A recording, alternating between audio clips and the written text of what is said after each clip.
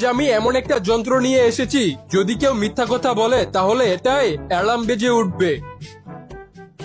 হ্যাঁ বল্টু, আজকে তো তোর পরীক্ষার খাতা দেওয়ার কথা, তা পরীক্ষায় কত পেয়েছিস?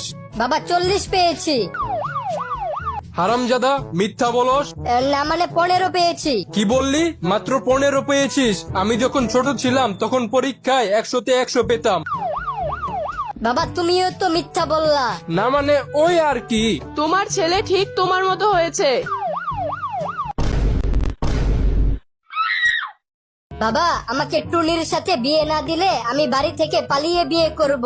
হায় হায়, কি বলস? আমি তোর মায়ের সাথে পালিয়েছিলাম, তোর বড় বোন পালিয়ে গেছে ডিমওয়ালার সাথে, তোর ভাই পালিয়ে গেছে কাজের মেয়ের সাথে, তোর চাচা পালিয়ে গেছে মুচির মেয়ের সাথে, তোর ফুফা পালিয়ে গেছে দুধওয়ালির সাথে, তোর ফুফু পালিয়ে গেছে মালির সাথে, তোর চাচাতো বোন রিঙ্কি ভাগলো কাশেমের সাথে। এখন যদি তুইও পালিয়ে যাস তাহলে তো আমাদের মান সম্মান কিচ্ছু থাকবে না।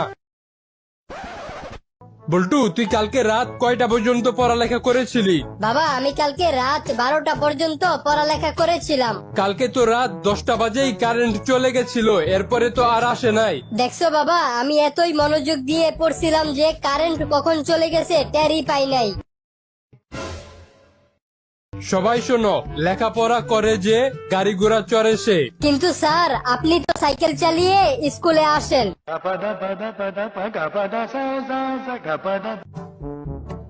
এই ছেলে, ধূমপান করা ভালো না, ধূমপান করলে মানুষ তাড়াতাড়ি মরে যায়। আমার দাদা 100 বছর বেঁচে ছিলেন। তিনি কি ধূমপান করতেন? তিনি নিজের চরকায় তেল দিতেন।